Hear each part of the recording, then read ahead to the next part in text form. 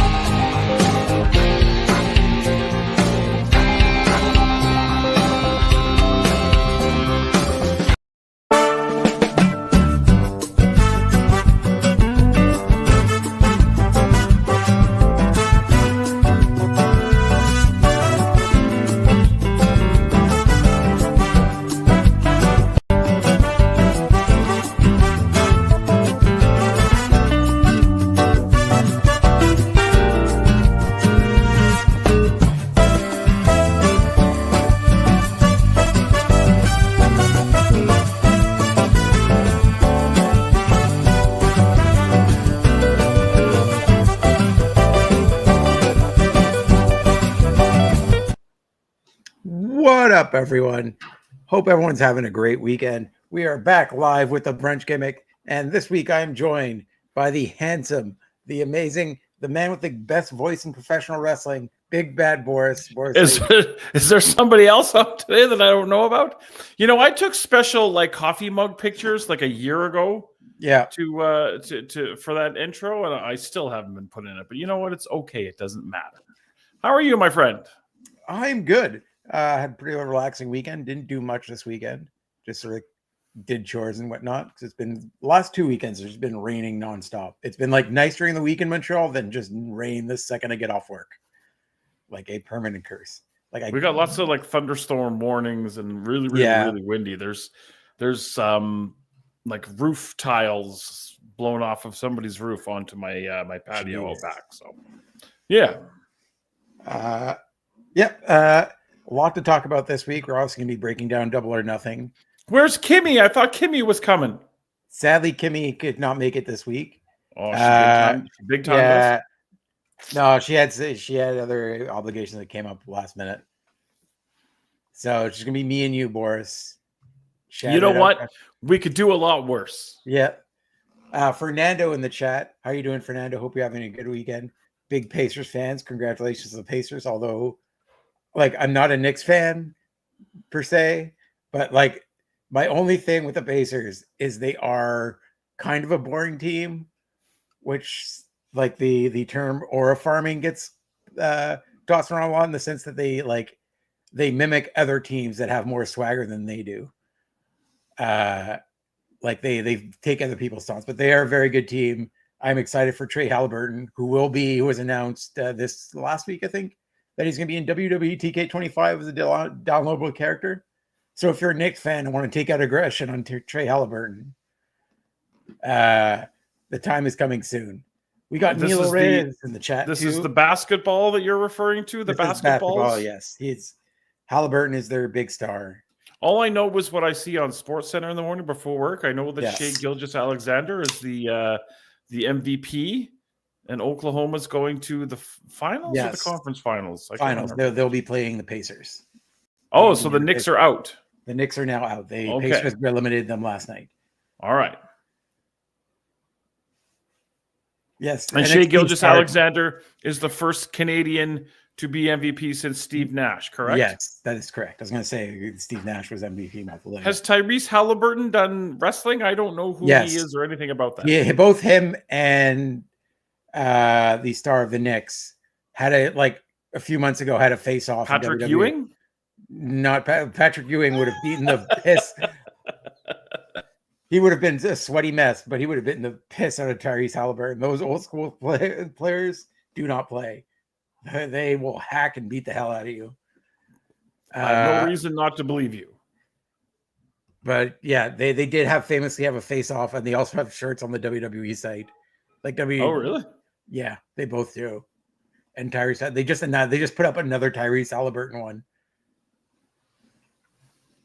Yeah, great wrestler Neil Reyes in the chat from Crossbody Pro Wrestling, and you see him every so often at IWS too. Good dude. He's saying Patrick Ewing would have inhaled him with his nostrils 100%. Just ginormous dude who is incredibly sweaty. WWE shop selling Tyrese Halliburton Knicks choke shirt. See, because okay.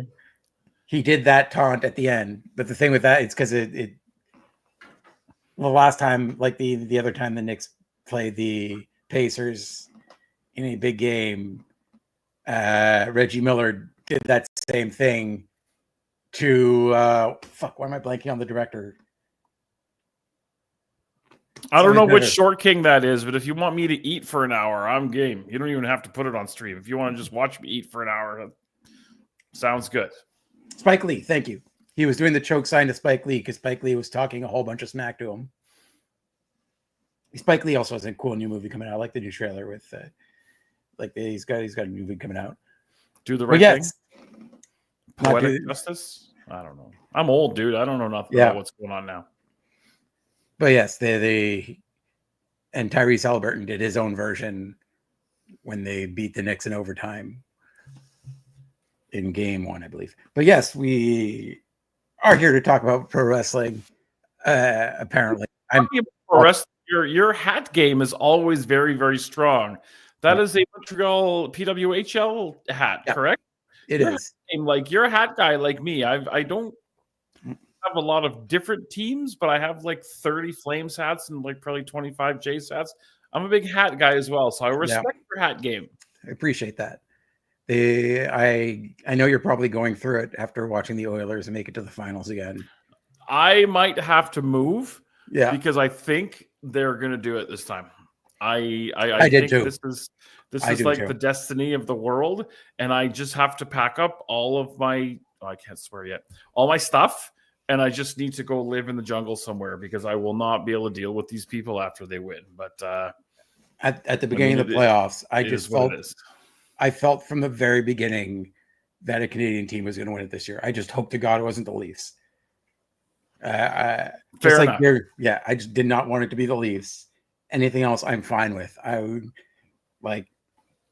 would have liked Montreal to be the one to break what is also our dry spell because we were the last Canadian team to win. Because I felt it's like our thing to break. But I don't have any ill will to the Edmonton Oilers. I have an incredible amount of ill will towards the Edmonton Oilers, and it's funny because the Flames finished tying a record for the most points by a team that does not make the playoffs, which is the most Calgary Flames thing in the history of ever. You don't understand. I've grown hang the banner up both points. I'll take that banner. We don't have a lot. But just growing up the way I did and the fact that I've lived here now for like 30 plus years, but the hatred is still strong and real. Yeah. I hope they lose. I hope they get swept. I hope they cry.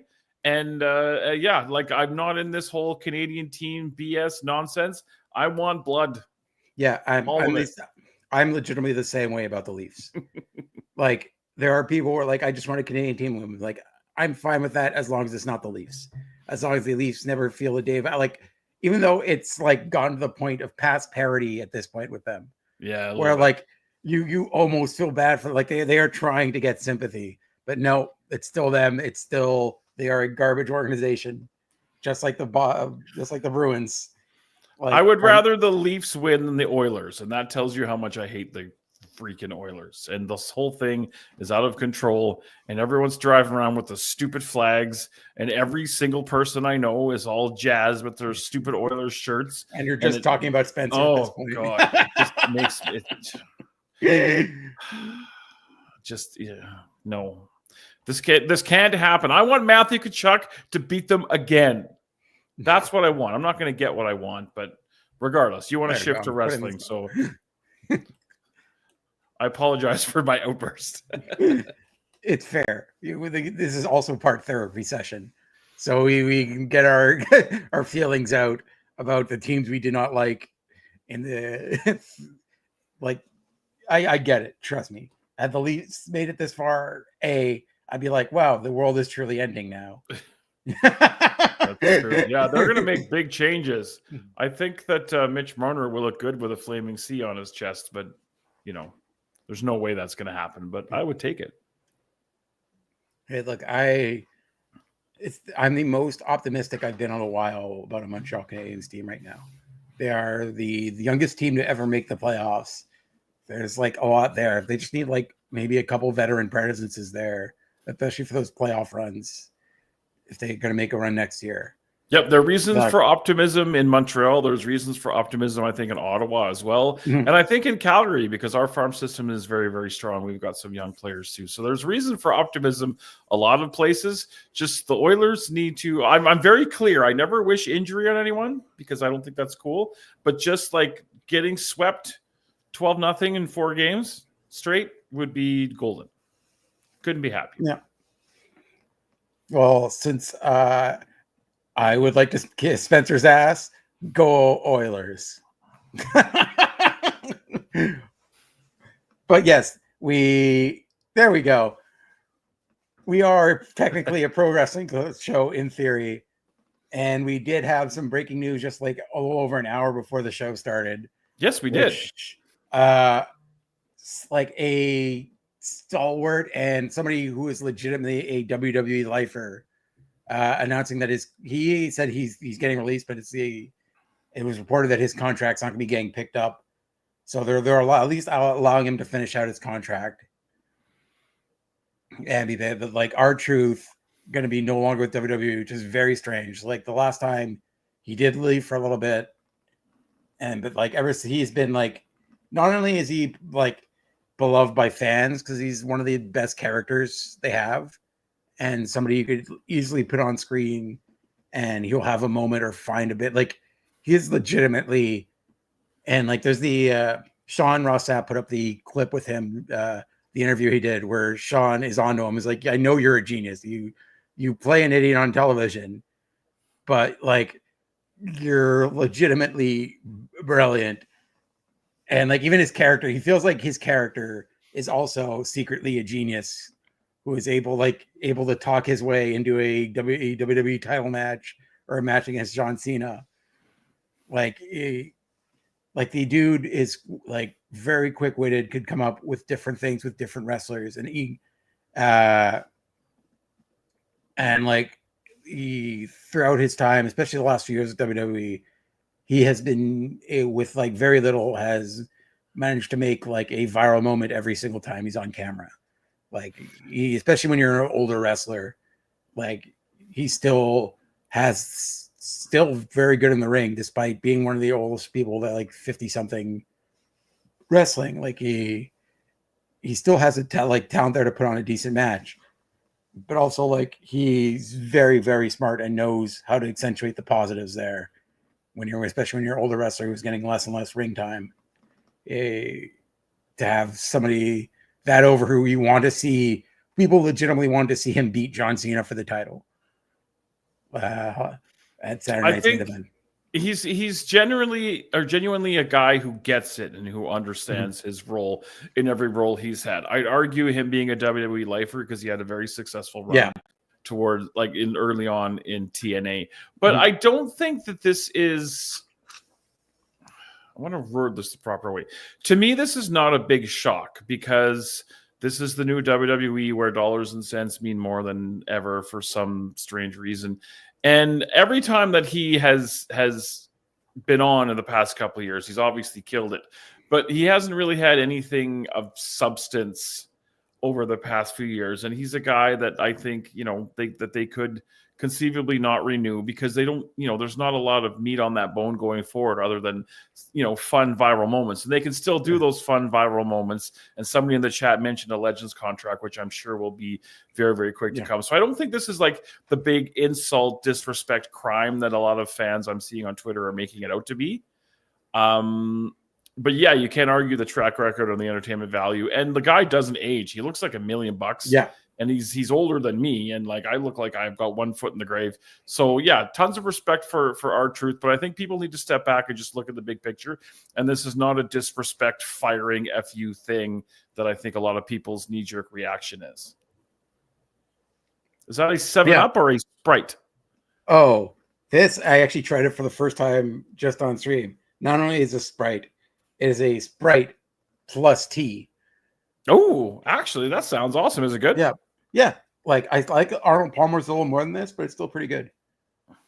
It's really This is a Pabst Blue Ribbon in a Blasty glass, which makes me the coolest person alive.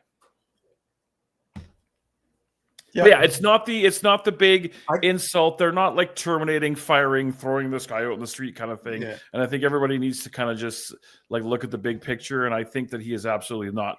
This is not the last we will see of him on screen, and he'll be a guy that shows up at WrestleMania and I think like they need to send him out to TNA shows and be all confused about, oh, this isn't Money in the Bank, Ultimate X or whatever. Yeah, it's not the crime that people think this is. Like I could see him in TNA. I also I do think it would be funny if he even for a short appearance at AEW and would get every wrestler confused with their old persona and have no idea what's going on and just react like he's still in WWE every day. Actually, you know what? That's pretty fabulous. Because him running into Edge and Christian and Adam Cole and Moxley and there's tons of, actually, you know what? That's not and bad. having to censor him constantly saying their WWE names. Yeah. Hey, it's Ed, and then Ed just like no. Yeah, that's actually I like that. That's pretty fun. He's somebody who's even I get why people aren't happy 100%. People he's one of the people people greatly enjoyed seeing on the screen, and again it's another reason why there will be people who are very much bummed and not as much looking forward to WWE every week, because a lot of people online had, especially what I find interesting too about it is the reaction backstage, which everyone is in shock. And I was just before this looking through tweets, seeing Kevin Owens talking about him glowingly. Road Dogg is seemingly, despite him writing SmackDown, completely in shock that it happened. But he's a lot of people backstage just had no idea it was coming. And somebody he's as respected as he is by the fans, he's even more respected by everyone in the back.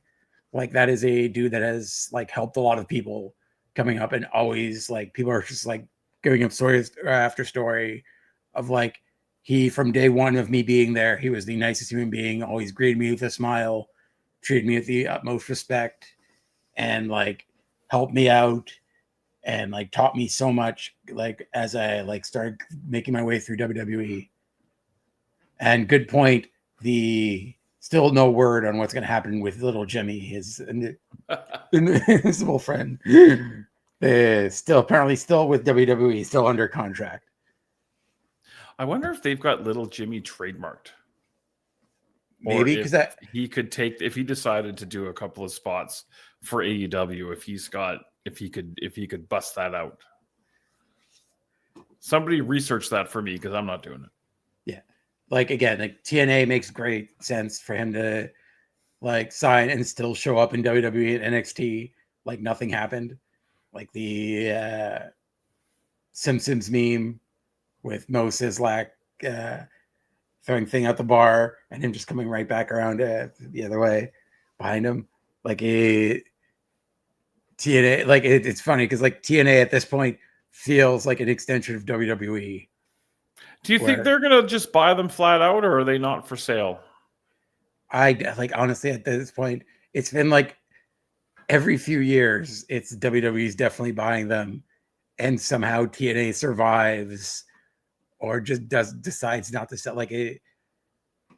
Last year, I felt they might.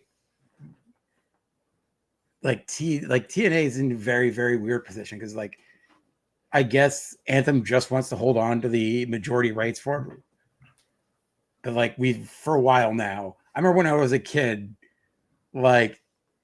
especially not even that long ago, 10, 15 years ago, again, every few years it pops back up that they might buy TNA, and they just decide. I think Anthem wants to hold on. It's still profitable for them.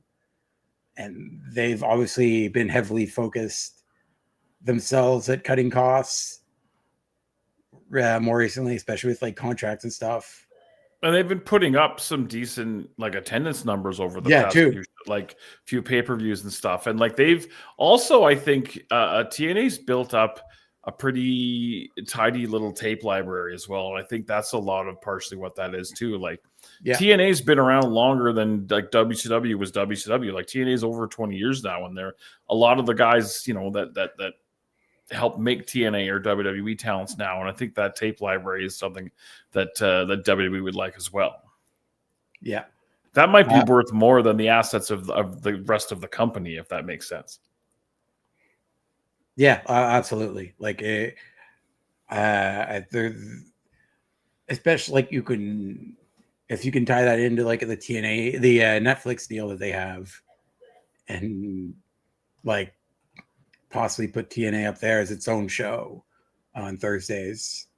Like, I wouldn't be surprised if WWE buys them, but like it gets talked about every so often now that like I'm gonna believe it when it happens, because like every so often, whenever it seems like they're cutting costs and like releasing people. Like when they released Gail Kim, a lot of people were like, oh, okay, the sale must be imminent because they're like switching up the head office. Yeah. And like switching up people backstage. So it looks like they're getting ready for a sale because like WWE would want to bring in their own creative people. Like maybe eventually, but like for the time being, I think they're fine in their partnership that they have going right now, which Fernando just said, Trick Williams becoming the new TNA champion. Yeah, I found that really interesting. I mean, that says a lot, I think, about how that relationship is. Yeah, like again, I felt when they like announced that they were like deepening their partnership earlier this year, I felt something like this needed to happen. I would also like to see a TNA talent win an NXT title, because I think that'd be cool. Yeah. Can I have a moment? Talk amongst yourself. I just need one moment. I'm so sorry. Yeah, go ahead.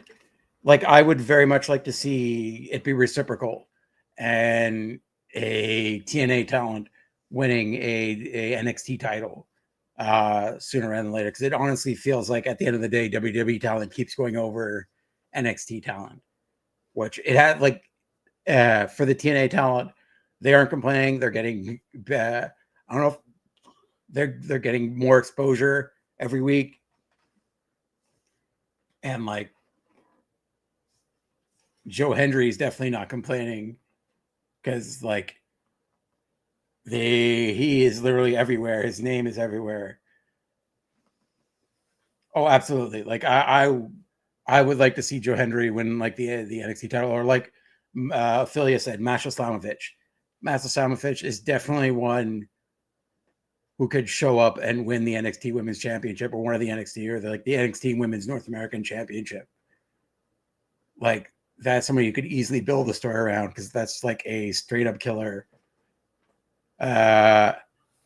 who like very believably can walk in, especially that the women's division in NXT was like, with all the call-ups this past week, was very much gutted the last few months. Like, they took a lot of big stars left.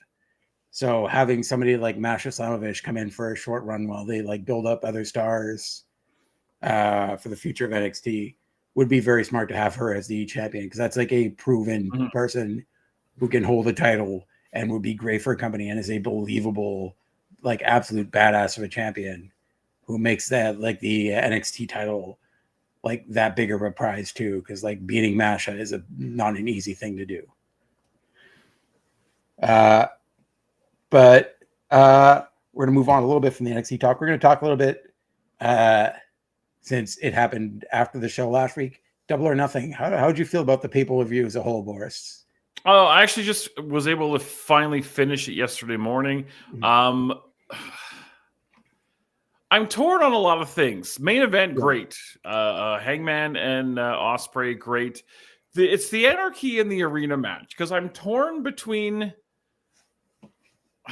it being like ridiculously awful and stupid, but also like entertaining as hell. Does that make sense? I'm torn between like wrestling sensibility and just let's say F it and have fun. Because like the music and the bodies hit the floor and all that, like part of me is like, this is the dumbest thing ever. And the other part of me is like, if I was at this show, I would be having the most fun of my life. So it's like very much angel devil on my shoulders about like wrestling sensibility, and like throw all that crap out the window. You know, I'm a big deathmatch fan, so you know, I'm understanding how to throw all that stuff out the window. Yeah.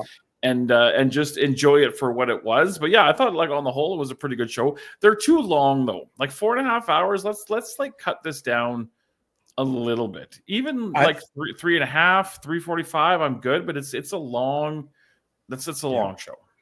It is, but again, like they are still on the pay-per-view model, where like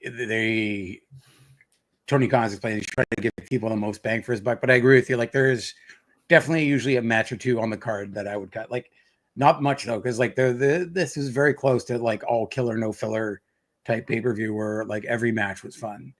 Like there's like a couple matches which I felt might have been Dynamite matches, like would be great Dynamite. Exactly, like Dynamite main events. Like just giving you more for the sake of giving you more isn't necessarily a good thing unless it's good more. And not that anything was bad, but I've always said on AEW pay-per-views at least one or two matches / segments that you could do on TV and cut the show down a little bit. Yeah, like I very greatly enjoyed the Anarchy in a rematch because it was so over the top. And so I think they're really like especially with the like music portion, they're really hitting their stride there. Like I think using bodies was really, really smart, and having like the shot of the crowd that was on Twitter of them losing their minds, and even Samoa Joe having like singing along to the music as he's beating up Claudio. There's video of that, like he was counting like one with the crowd as he's like fighting Claudio in the crowd. Like it was clear everyone in like the match was having the time of their lives, and like that's what I really liked about the pay-per-view too, is it gave you a little bit of everything, and like it gave you this like insane brawl hardcore match, which like the two sort of death match spots at the end caught me off guard. Like, oh, Swerve with the thumbtacks on the shoes, which great advertisement there for his shoes. Oh yeah, because that's like his shoe that he's got. Yeah, well, I think it released this week and like immediately sold out. And like I looked on StockX and it's already like $600. Oh really? Which I will wait for that to go down or see. So, but yes, the Anarchy rematch I loved. I think like the song choice is good. Like I get how it can be like sensory overload for people, because it is like a match that's hard to like, especially the music, hard to keep track of everyone everyone in the match, and like sometimes they do miss spots. Like that sort of stuff can be refined. Well, I mean, when you pair off and go in 18 different places doing 18 different things with 8 different songs playing, I can totally understand how it's hard to get everything. I think they do as good a job as they could. I wonder if it's hard to call one of those matches too, because that's where you got to stare at your monitor and know what people are seeing for sure. My monitor was so far away from me on Friday. It pissed me off. They set up weird on Friday, and my monitor was like way over there. And I'm like, when they're on the floor during the main event, I'm like doing this to try to see what's going on. But you got to check out that main event. Do you want to talk about anarchy in the arena? We have anarchy in the rec room on Friday, boy. Woo. Yeah, we'll get that too. I agree. Like the Ospreay Hangman match was absolutely I loved great. it. That's one of my favorite matches of the year so far. Yeah, like they built the tension up in that match so well, and it was like it definitely came off like they told the story really well of two baby faces, like who are for like one of them's fighting for his redemption, and they both want to like save AEW, but like they have to go through each other. Like they do have that like mutual respect for each other, but they have to go through each other and just beat the hell out of each other, and like. Hangman like is definitely the right man for the job to take the title. Yeah, and the promo segment they had on Dynamite with Swerve kind of put a little bow on that. I thought that was really well done, and like the people kind of bag on them for the storytelling, but it's definitely there. Yeah, like not all of it's great, not all of it hits, and I think there's some things that they do that I would do a little differently. But for the most part, I'm enjoying the way everything's going. Yeah, and like I really like the spot in the match where they each did their biggest ops finishing move, like Hangman hitting big pressure, Will Ospreay hitting V trigger, like as like a shout out to both of their biggest opponents. So that was like super interesting. Again, like Fernando mentioned it, Mercedes versus Jamie Hayter was great. Really enjoyed that match. Like both women's match, like Tony as well with Mina. Great match, like a really fun match. I'm very excited for the for Mercedes versus Tony. That's like and they've got 7 weeks of TV to build up that match, and I think that they're gonna really build. It's already starting, so I hope they deliver. And they're both obviously super talented, so I'm sure they will. But I think this is one of the matches that I love. I love a long build up to the big show. I don't want like the last pay-per-view before WrestleMania to be like 3 weeks before WrestleMania. I want that long. So they got 7 weeks of TV before, what is it, All In or Y'all Out? All In. Whatever the hell it's called. All Out's going to be in Toronto. I get confused between the ins and the outs and the doubles. Yeah, exactly. And all that. But they've got a nice chunk of TV to really build up drama. And I think it's a Saturday night, this stadium pay-per-view too, which I like. So yeah, I'm really getting excited for that. I can't believe they're doing a goddamn 4-hour Dynamite on Wednesday. Whose fucking idea was that? That's. I'm glad I'm not doing watch-alongs anymore, because that's madness. Yeah. Ophelia, could you imagine us doing a 4-hour Dynamite watch-along? We'd kill each other. Also, yeah, I was actually talking to my brother yesterday about how, and I think like Nyla knows this too. He's also like worked with Speedball, but like the fact a year ago, I was in like the crossbody pro wrestling. I was at crossbody pro wrestling with Speedball, and I may or may not have been dressed as the Easter Bunny. I claim I was not. These conspiracy theorists keep saying I was. We're completely different people, but I've literally seen you and the Easter Bunny together. Yeah, I don't know what you're talking about. But the cue to almost a year, like a little over a year later, and Speedball is wrestling Okada on television in a pay-per-view. Like, just how weird life is. Yeah, it's funny because last night I was flipping through YouTube with the lady, and I like to she doesn't like head drops, so I like to find head drop compilations on YouTube and make her watch them, just because I'm a masochist. Or no, I'm not a masochist. I'm a sadist. It's different. Anyway, and there was an old PWG clip of Speedball, and I'm like, "Do you see that guy in the green pants? You recognize him?" And she's like, "No." I'm like, "That is a very young pre-5-year band Speedball." And she's like, "No, it's not." But he, like, if you look at him back then, like, he's really got himself into shape, and he's got awesome gear, and like that 5-year ban was shitty, but it almost maybe worked out in a way because things are going really well for him. Yeah, and he's just a solid dude. Yeah. And shout out to our friend Sway Archer, who made the Speedball Bellotro gear, which I don't know what that is. Can you explain that to me, please? Bellotro is a like viral. It was like a free game that was put up online like last year. Like this dude just created it, and it got sort of like Among Us, got crazy popular. Sort of like a poker adjacent game. It's like card game. But like no actual money's exchange. Okay. Ophelia, I very much enjoyed all of the Dynamites that we did, and I'm sure hopefully one day we'll be able to be on stream together. Yeah. It was an emotional night on Friday, I got to tell you. A lot of things were going on Friday. Yeah. Anyway, continue. Yeah. But yes, Speedball, especially in the few months in between of him being off TNA and getting ready, like being in Quebec and getting ready for his AEW debut, got hopelessly addicted to Bellotro and like would constantly play it on his stream. And like it was like him tying in his streaming and his gaming into gear, and it looked really good to the point where like even Bellotro, the game on Twitter, gave him a shout out. And like Shui Archer did great work with that.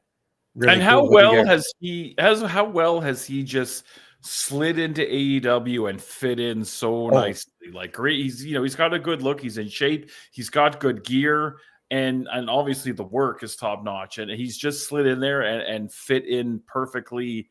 And yeah, like a lot of times there's a little bit of growing pains with people in new companies and stuff, but like they've given him a chance, they've given him the opportunity to be like, okay, go out there and show us what you do, and what he's done has been fabulous, and I think the sky's the limit. I don't know if he's ever going to be like an AEW champion, but I could see him being which one, the TNT, is that the guy's one?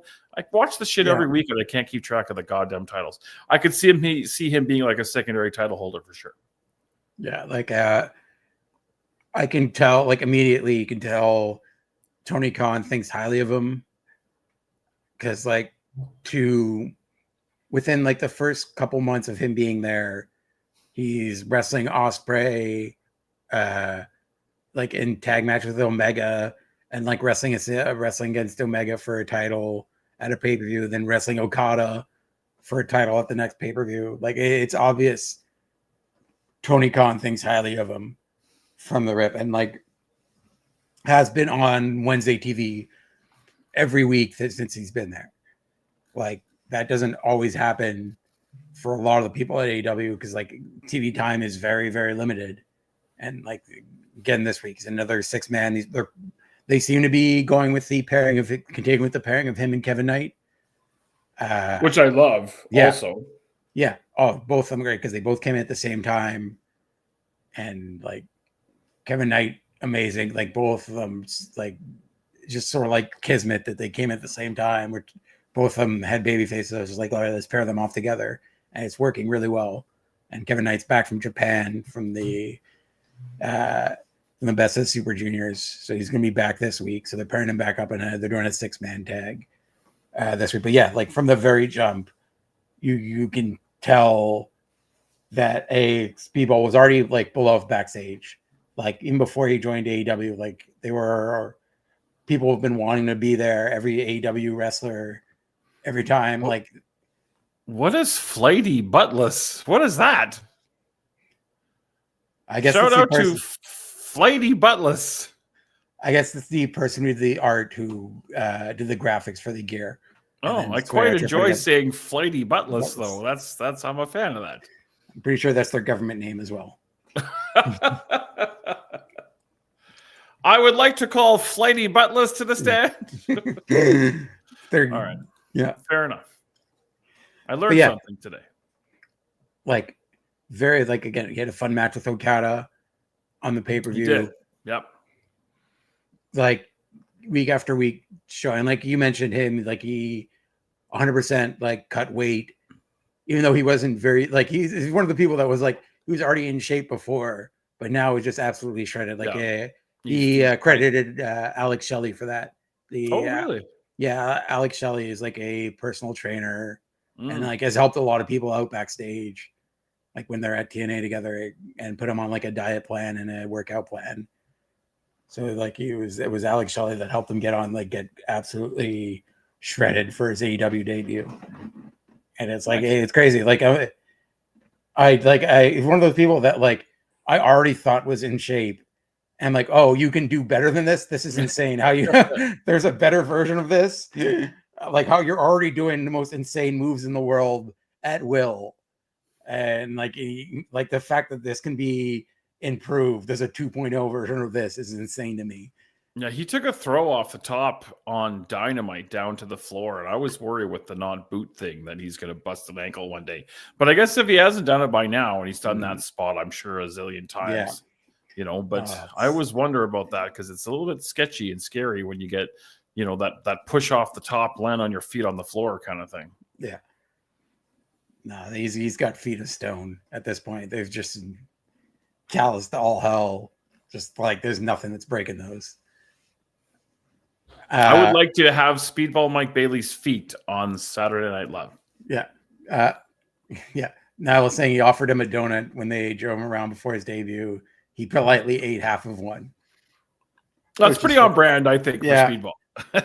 Like at a Friday night Speedball, I made cookies for like everyone, because right before Christmas. This was like 2 years ago, I think 2 or 3 years ago.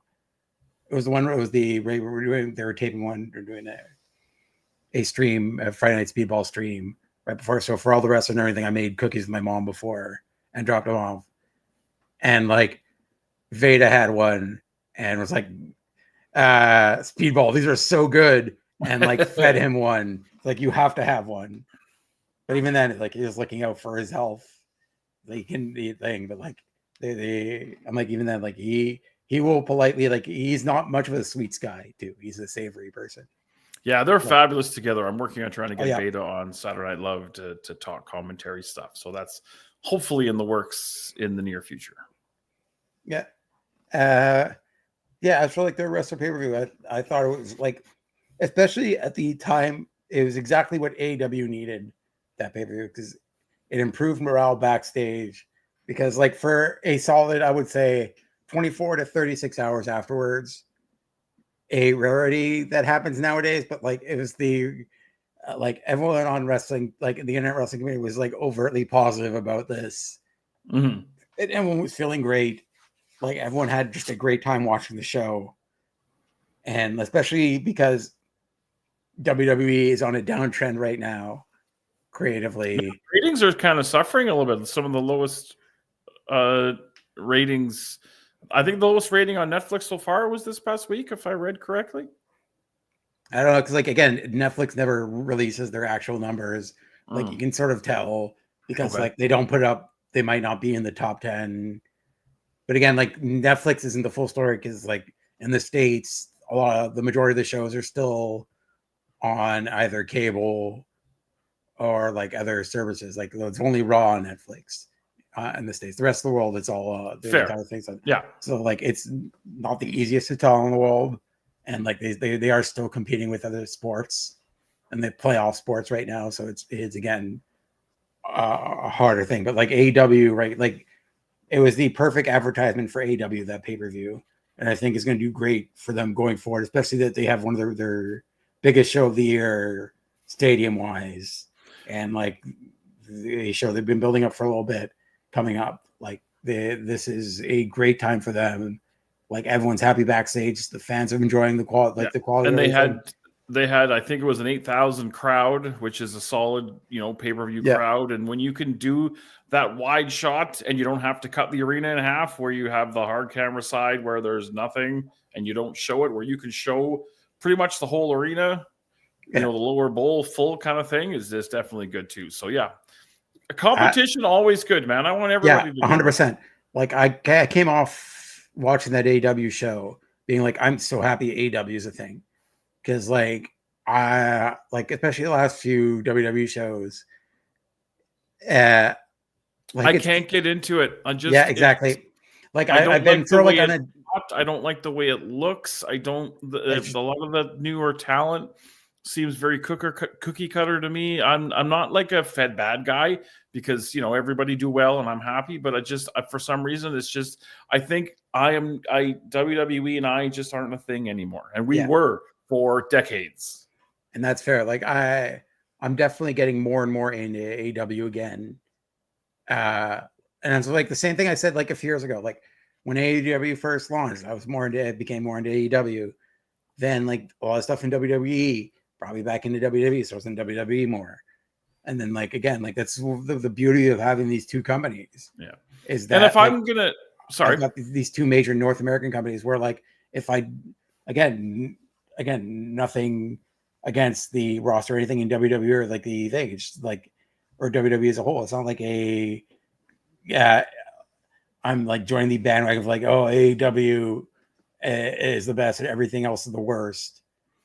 But like I like the idea of having two companies. Like I wouldn't want WWE to go out of business, of course, because like I like the idea of having more competition. Like these two companies, able to pay wrestlers what they deserve, and B, allowing people like different wrestlers TV time every week, and getting to see, oh, like this is not during my interest. Like I'd still enjoy wrestling. I could still watch wrestling every week and not be bummed out that like, oh, WWE sucks, so I'm just not going to watch wrestling anymore.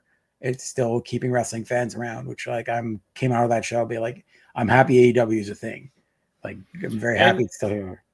And if I'm speaking my truth, the more and more I'm seeing them booking shows in AEW areas after the fact on same nights and stuff, I for as much as they say we're not concerned about AEW and they're not competition, they clearly are. The way that they're like booking things in those shows, I think it's kind of like a dick move because it's unnecessary. It's like the Rolling Stones booking, a show in the same town that like, a smaller, I don't know. I'm trying to find an analogy in my brain that's not there, but you understand what I'm saying. I think it's a bad look, and I think it's making them look like the New York Yankees of wrestling, and that's a bad look too. Like, I want to support you guys, but like, there's room for all. Don't be a dick. Yeah. Like like if I hear Triple H, like if he says that, like it says that again at a press conference that he like doesn't consider AEW. He's a goddamn liar because your actions are saying very. He should be laughed out of the room. He should be laughed. It's so ridiculous at this point when you literally like they put on it. They literally changed the time of a show to put it on because All In's going to start in the afternoon. Yeah, it's going to be up against it in the afternoon. Yeah, it's a dick, like it's dick moves. I think R-Truth showing up in AEW now. I'm like picturing it in my brain. Is fabulous. I don't think it'll ever happen because I think he's going to get that Legends deal. Yeah, I think they're going to keep him from. And I think he's pretty loyal to that company he's been with for so long. So unfortunately, that's only a thing that will be in our memory. But like when I picture it in my head, it's pretty fabulous. Yeah, like I get it. Like I don't know. I just hate that the WWE because it does sort of like if it was like 15 years ago or like 20 years ago when we didn't have streaming, it'd be an even worse problem because like again it's not like TV ratings matter as much anymore as like what happens the next few days afterwards because everyone's pretty much on streaming on some level at this point.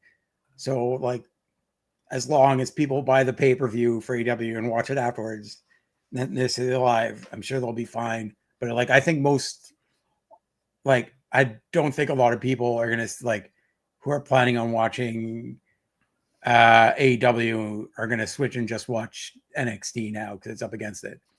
I don't think it's going to be that big of a problem. I think they've got their fan base solely solidified. Yeah, I agree. Well said. Yeah. So on a whole, how did you like? What would you grade the pay-per-view?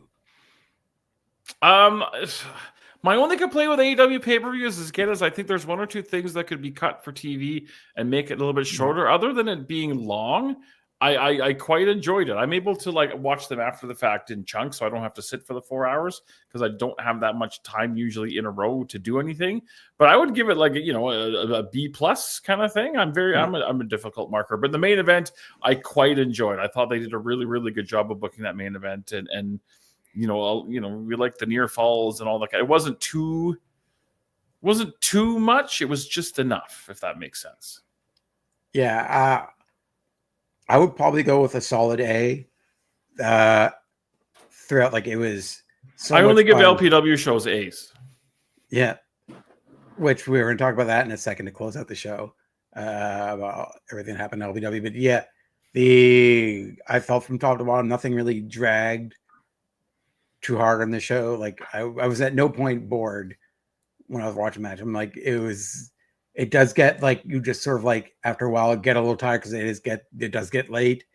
Mm-hmm. And like after 4 hours it does weigh on it. But like I felt even like the matches I didn't care much about going in at points during those matches had me like fully interested and like they were pulling out all the stops and like you can tell like you can tell in the quality of the product how excited people are backstage.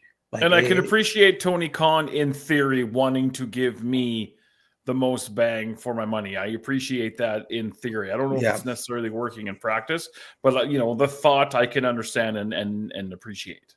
Yeah, and I also do appreciate in the press conference he is now definitely more media trained than he once was. I don't watch those because I don't give a fuck. That's the thing I think that that WWE stole from AEW as well, is because WWE never did post-show press conferences until AEW did them, and the whole Punk thing and blah blah blah. But I've never watched I don't know. It's not my thing. I watch it because like there is every so often some newsworthy stuff, or at least some stuff about like the coming week of like pro wrestling, and or the R-Truth thing. Yeah, and there's fun stuff every so often that comes out of it, and also like to see like what our friends in media are doing, and like I like to support them. They like and see like, oh, I know that person. They're asking a question. That's a lot of fun. So I do like going through it afterwards to see if anything interesting happens. But yeah, I think Tony Khan getting asked a question about WWE counter program and giving him a very fair answer and very like almost for him very diplomatic. Oh, what did he say? Because that's actually a tricky answer, and if he takes the high road, I think that's a good look for him. Well, he said like he's noticed that it's like happening more and more recently, and he's like it's not like it didn't happen. I'm gonna paraphrase a little bit, but like not since the territory days. Like I think not since like Vern Gagne and stuff that did it happen. It's like, but like I'm clearly like he sort of smiled to camera and said we're clearly different than them. Like we're it's not the result's not gonna be the same this time. Okay. As it's not like because like basically saying I've got the money and thing like we're financially and we're making a profit, we're fine. Like they can try, but it's not harming us as much as they think it is, sort of deal. And again, like they're just running NXT shows against them. The outcome will be different. That's it. Yeah, that's what he said. Fair enough. Like, which is true. Like he definitely more media savvy than he has been in the past at times. So yeah, that's good. Which yes, although entertaining at times, not necessarily the best for him to always go off on Twitter. But yeah, I fully agree. Like, yeah, like they aren't going to bully AEW. I think the AEW is in a position now where they can possibly draw a few more fans and draw some more interest as like more and more people have been like at least like the wrestling Twitter audience have been sort of waning on WWE in the last few months. So like they can draw from that audience a little bit. And I'm a little concerned about the stadium show because I was reading that I think it's only 15,000 they've sold, and I don't know. Like I think I'd read WrestleTix or something that they're set up for 18, and even 18,000 in a big stadium like that. Like you have to do some tricky shooting to make it look good. I hope that it's full and it's fabulous, but I'm a little worried with the number of tickets that it's going to look like an old Mid-South show where they had 6,000 people at the Superdome. No, 15,000. I think they're going to be like it's going to look fine, and they're all like I think on camera it's going to look fine, and it's going to be like people who may be posting like the top decks that are the douchebag people in the crowd. These guys know how to shoot things to make like that. Like I said, that 8,000 crowd they had for the pay-per-view, the way they shot it, it looked like a giant full house. So I mean, there's ways to do that. I want more than 15 for them. I want 30, 40, 50. I don't think that's in the cards, but I would love to see 50,000 people there. But it's just not yet. Maybe in a couple of years, we'll have to see. Yeah. But yes, Boris, how was LPW this week? What were the standout matches you feel? I'm glad you asked, Laurence Cartier, my friend. First of all, I want to thank everybody for showing me a little bit of love on my return after my absence. I felt it in my heart, and it filled me up very much, so I want to thank you. A lot of stuff went down. First of all, the main event Reed Matthews and T.Y. Jackson against LPW Grand Champion Stephen Crow and LPW Challenge Champion Michael Richard Blaze was very, very reminiscent of the absolutely insane ladder match that happened in Calgary a couple of months ago.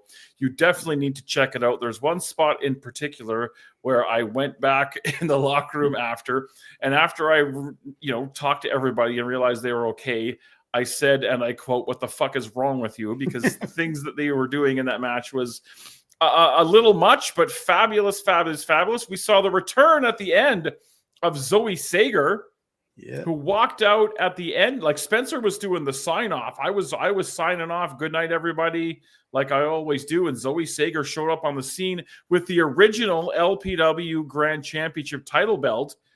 Stated she never lost that title. She's naming it the Zoe Pro Wrestling, the ZPW Championship. She had a can of spray paint, spray painted a big Z on it, and said she's going to defend the real LPW, the ZPW Grand Championship next month against Billy Starks, making her LPW debut. So that turned some heads and blew some minds. Rose successfully defended her LPW Scramble Championship with help of her henchmen.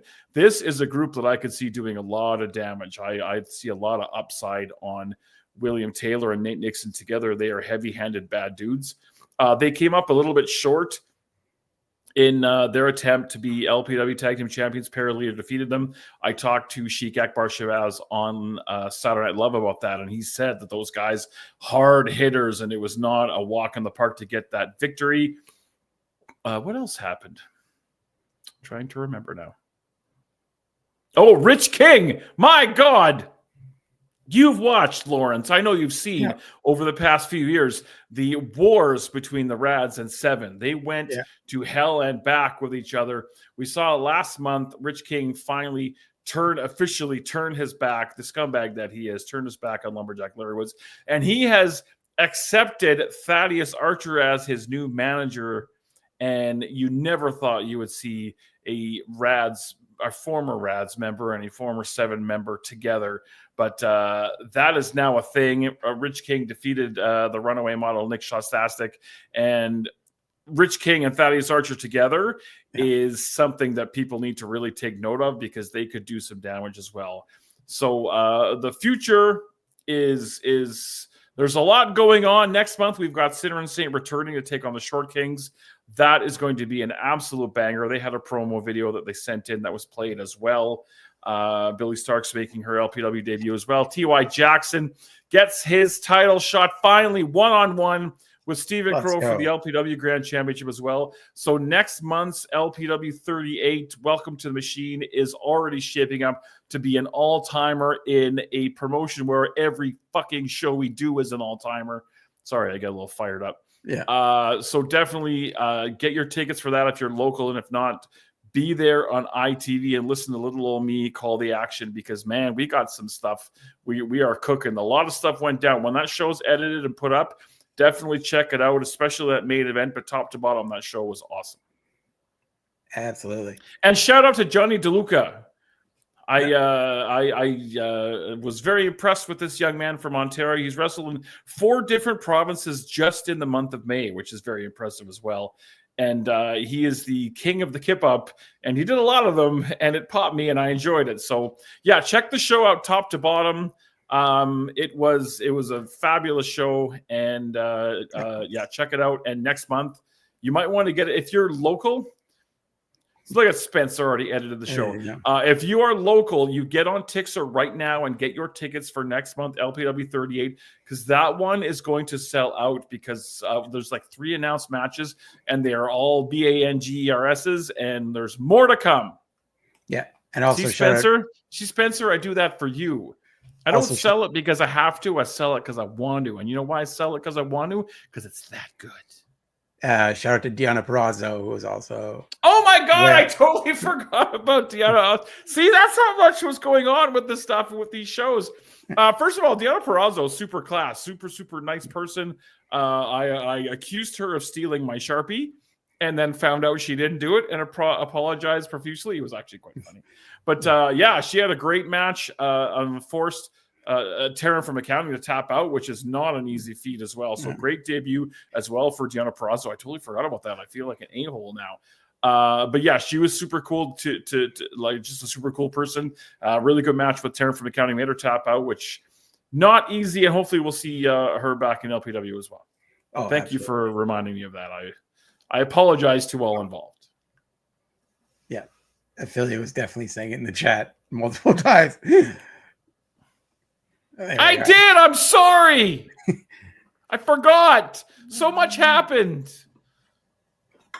But yes, you're the one leaving me. I'm devastated. I don't know how to go on. Yeah. This month is our last show, right? Peggy's last show at LPW? Yes. Yes, it was. Yeah. She's here for 2 more weeks, so I have to make her life difficult for 2 weeks. I don't know how I'm going to do that. Candy grams or singing strippers or I don't know. Truly for pretty much from it's early on, like just after its inception of affiliate Peggy has been a staple of LPW to the point there's the Peggy seat where like when you watch the show you see her up on the stage. But just a supporter of all the local companies, which I think is like I've gone to a couple of local shows like I don't go to a lot of like non-LPW shows. Just I don't know, I feel weird about it for some reason, and I always have. But every so often I'll get a call from Ben Oman, who likes to go to check out the other shows, and I'll tag along and go to a show, and I've seen her at a few of them, and just a great supporter of the local wrestling and New Brunswick. Whatever indie wrestling you got going on there, you're about to gain a new fan and a great person. So good for that. I smell bacon, and it's making me happy. Speaking of which, we'll let you go eat, Boris. Do you have any plugs before we go? I do. Yep. I'm debating. See, I need you to help me, Lawrence. Yeah. Because originally next week on Saturday Night Love, I was going to watch the first episode. I haven't watched this since 1985 when I was 9 years old. The first episode of Hulk Hogan's Rockin' Wrestling cartoon. Yeah. But I was looking, and next Saturday at 3 p.m. Mountain, 5 p.m. Eastern is GCW Tournament of Survival. So I was thinking of instead of doing the Hulk Hogan Rockin' Wrestling, we do an early edition of Saturday Night Love and do a watch-along for Tournament of Survival. I haven't decided which one I want to do yet. I'm sure I will decide by tomorrow. I'm leaning towards Tournament of Survival, but keep an eye on my social media, which you see right there. And I'll have an announcement probably tomorrow. Okay. And thank you to Sheik Akbar Shabazz for coming out and hanging out with me on SNL last night. We talked about Dark Side of the Ring, and we got heard about him lighting a guy on fire and getting bitten by a snake. It was really interesting. You can look on twitch.tv/lovewrestlingca, and you can check out the replay if you were not able to watch it live. Yeah. As for me, you can follow me at CartCNDG on all socials. I was just interviewed by Tom from Tom Talks Rubbish. That is live right now on his YouTube page. You can also check It's funny that you mentioned that because I did one with Tom in December and it's coming out next week. So it's like 6 months later. I don't remember what I said. I need to watch it again just to hopefully I didn't say anything too terrible. But yeah, Tom, great guy. You're on this week. I'm on next week, which is cool. Yeah. And also just wanted to give a shout out. Today is June 1st, the first day of Pride Month. So I noticed the shirt, my man. I noticed the shirt. Rocking the Finn Balor Club is for everyone t-shirt. To all our queer, non-binary, trans friends, this Love Pro Wrestling from its very inception has been a safe space and will continue to be so. Absolutely. And we truly believe that wrestling is for everyone.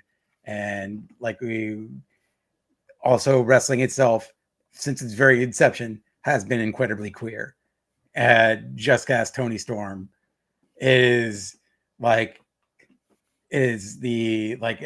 cannot stand people who, especially wrestling fans who are homophobic, because God, are you ever dumb? Do you not realize what you're watching right now? Yep. So it's always a safe space. And you can always come on one of our past. Well said. Watch one of our podcasts and have fun with us and laugh with us. That will do it for this week. I want to thank everyone in the chat. Nilo in the chat, Nilo Reyes, book Nilo, great wrestler. out of Ontario. Always love seeing him at shows. Ophelia, I honestly feel like they should put the Peggy Memorial plaque on one of the seats now that you're gone. I'll see what I can do. Yeah, they like, I don't care what the rec room says. They should on one of the seats every month, the official Ophelia Payne or Peggy Do you know Memorial that seat. Her favorite song is Rump Shaker by Rex and Effects?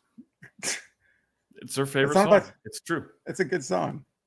I'm not saying it's a bad song. It's just I don't see zoom, zoom, zoom, and a boom, boom coming from Ophelia Payne. But hey, you can't judge a book by the cover. That's all I'm saying. That's not what I heard, Spencer. From what I heard, she's a ghost now.